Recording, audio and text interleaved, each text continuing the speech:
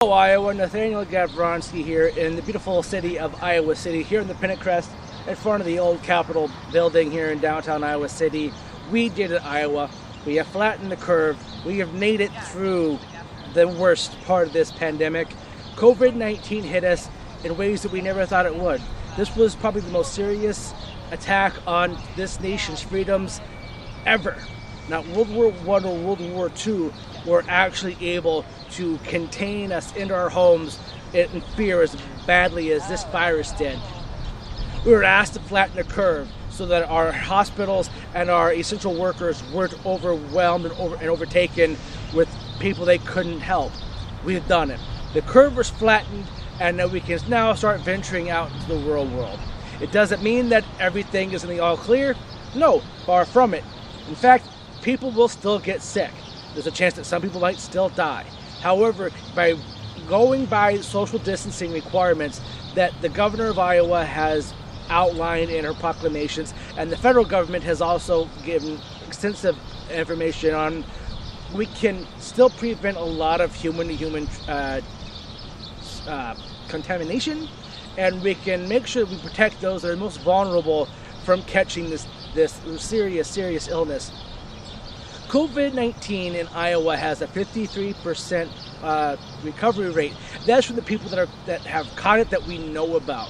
However, with testing across the country, we have found out that do people not test positive for it, but that they have already gotten it and no longer have it, and now have antibodies protecting them from it. The reality is, ladies and gentlemen, that this virus has a 99% success rate when it comes to recovery. For those of us that have gotten sick, yes, we really need to make sure that we keep social distancing, stay home, and do everything we can to prevent others from getting sick. The reason why the masks are required when you're in closed-knit areas and when you can't social distance, and you feel there's absolutely no one around me right now, is that because over 50% of the people who do have it currently are asymptomatic. They never know they have it. They have no temperature. They don't feel ill. So wearing the mask in close-knit arenas makes sense, because the mask really only help you from not giving it to other people. It doesn't help the other person not get it. It helps prevent you from spreading it. So that's kind of how this works, because you can't cover your eyes and your ears with the mask. It doesn't work. But when you speak, you project a lot out, and when you sneeze and cough. So wearing the mask does make sense for those people who may have it and don't know it. So that's the reason why in areas you can't social distance, people are asking you to please wear the mask. Traditionally, wearing a mask wouldn't help you, because you would know that if you're sick most of the time. We don't have that in this situation, so that's why the masks have been asked to be worn. When it comes to everything else, wearing gloves all the time, if you don't wash them constantly, just because you wear the gloves doesn't mean you're not spreading them from surface to surface, because it's getting on the gloves, you don't wash your gloves, and you touch other things. The most important thing you must remember, washing your hands on a regular basis prevents you from spreading the germs from spot to spot. It's not going to be wearing gloves and hazmat suits. That's really not the answer. But as of this Friday at 5 a.m., we're going to see auctions under 25 people. Swimming pools can be open for lap swimming and for swimming lessons. You're going to see movie theaters open up. Not quite, at full capacity, but we're starting to move that direction. Bars, not just the restaurants, but actual bars, will start to be able to open up across the state. Yes, not under full capacity, but this is going to be working our way through it. The state of Iowa did great when it came to flattening that curve, and by making sure that we follow the guidelines set forth by our really brilliant governor and by the federal government, we will not see the spikes. There are certain areas that we're going to have to struggle with, like our meat packing plants, but they're working through it. They're trying to find a way to keep their people healthy and supply us with food. We have to be able to be able to get food on the table for across America. And the state of Iowa produces and actually distributes a large chunk of that supply chain. So we can't just tell everyone to stay home indefinitely, we have to find a way to work safely. I don't believe any company only sees it as a way of making money and not believing that their people have the right to be healthy and to be safe. That's a horrible way of doing business, because then no one's going to work for you no matter how much you pay them. And in the world of social media, if you were that much of a crappy company, no one's going to buy your product. They'll eat tofu, or everyone will go vegan. We know that none of these companies are doing this in a way to vindictively and maliciously mistreat their people. We have to believe, and we need to work with these companies to make sure that they are able to make their workspaces safe for everybody. This is a team effort, and just because we're opening up doesn't mean that we're completely in the clear. In fact, we never will be. A vaccine may or may not come out, but even with vaccines, there are certain types of people who can't take the vaccine. Along with every other type of vaccine, there will be certain people who will never be able to take it. So we need to make sure that we do our best to get herd immunity from this disease by being conscientious of our actions. We should continue to wash our hands on a regular basis. We were all taught that in high school and earlier. All the windows and all these businesses we go to say employees must wash hands. This is not a new thing. It's just something that we've now become more observant of. And we need to realize that this is always going to be part of our world now. Polio still exists. Smallpox still exists. Tuberculosis still exists. AIDS still exists. But we're not as afraid of AIDS as we used to be. We should be, but we're not. This is just going to be part of our world now. And back 200 years ago, 300 years ago, 400 years ago, there were things that it hit them that they thought was going to be detrimental to their entire world. And they got around it because they became smarter about it. They started washing their hands in the first place. They started becoming more hygienic. They thought about their actions a little bit, more, thoughtfully. They put more effort into their daily routines as far as making sure that they stayed healthy and the people around them stayed healthy. But living in Iowa, we've got the best structure at the state level to get through this. We never had to completely shut down like many other states did. And our numbers haven't gone so crazily high that we ever had to worry about our hospitals not being able to maintain and to offer services to those who desperately needed it. But if we would have kept those stringent restrictions on the entire state, there's a lot of people with medical conditions that wouldn't have been able to seek treatment. And those conditions would have eventually become life-threatening or life-debilitating. So by moving forward to opening up, not only in the 77 least hit counties, but statewide, we're just going to make sure that everyone can be healthy, that everyone can maintain a livelihood, not only medically, but economically. The economy is not just about the stock market, about 401ks, the Dow Jones. That is a symptom of a good economy. Those 401ks, that's people who work here and work at these businesses here in Iowa City. That's their 401ks. That's their retirement. That's not just Social Security. That's a majority of their retirement. And yes, it is invested into the stock market. So when the stock market goes up, everyone who has a 401k, a 403b, all of that stuff, that's your retirement. That's your future. But at the same time, we need to be able to earn money in the here and now. People need to be able to feed their children.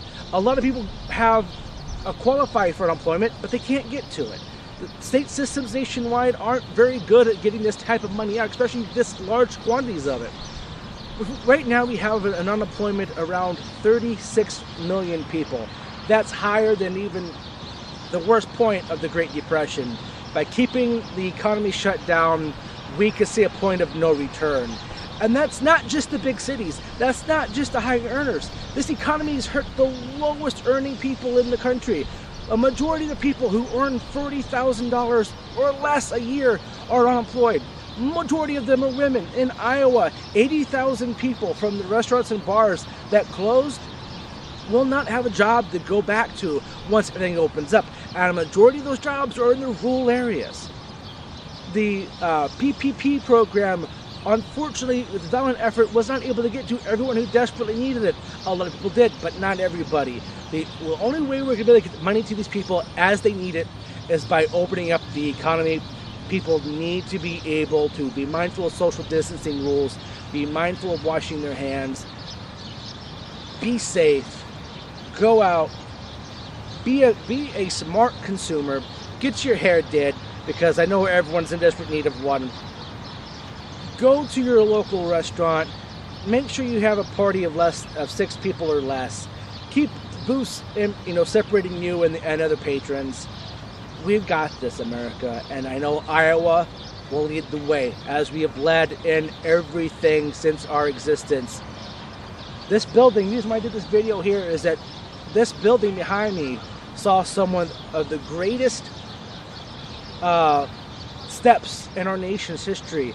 A lot of the greatest things that ever happened in the state of Iowa, in this country, started in the state of Iowa.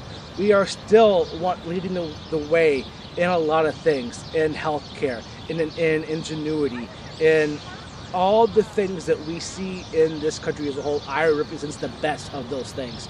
And I have more confidence in the state of Iowa and our state officials than in any other state in the country. And I want to give special thanks to Governor Kim Reynolds and the state legislators and all the hard work. And not just the Republicans. There's been a lot of Democrats out there that have been making sure that they keep the Republicans accountable. And I work with absolutely everybody. And so by keeping each side accountable, keeping the Democrats accountable as well, we are going to work together better.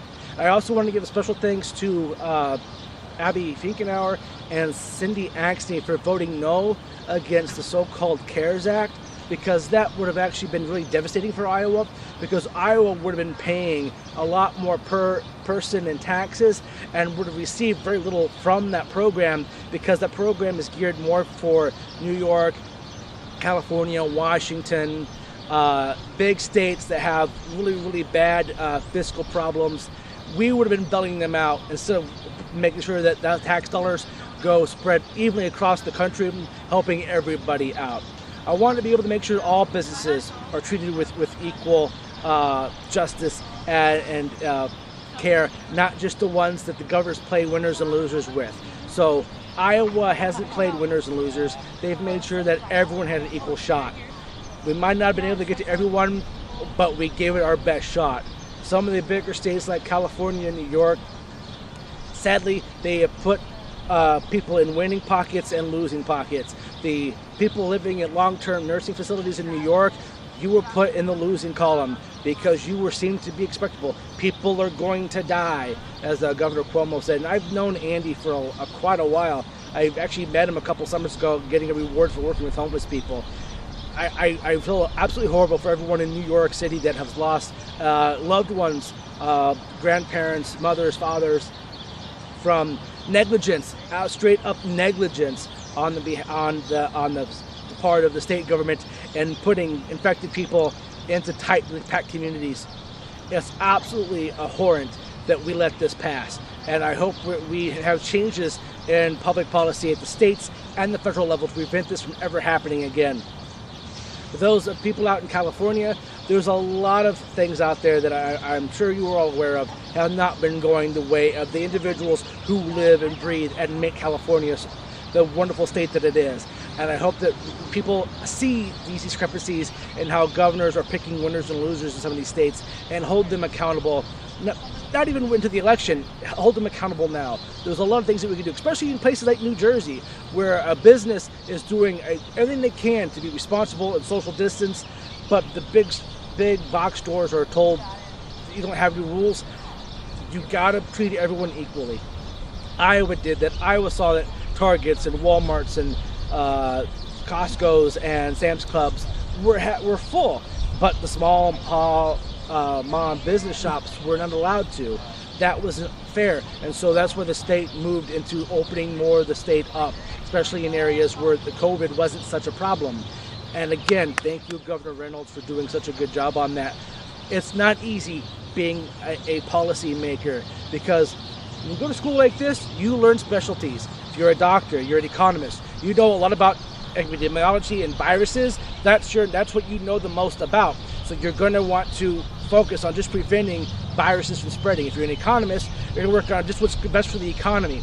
You got to balance both sides, both the economy and the health portion of a population. It's not easy. If you think it is easy, I encourage you to all run for office, because you will quickly realize that it is not that easy, and it never is that easy, and it never will be that easy. This is the most difficult thing the state has ever to deal with so far. In the future, I'm sure we will deal with things that will make COVID look like a walk in the park on a crowded, winter night. But we know from our prior problems that we have solved that we have the ability to solve anything, to make it through absolutely any problem, because we come together not only as the people who reside in the state, but as a community all together. Go Hawks! Stay healthy, stay wealthy, stay wise, and as always, stay classy, Iowa.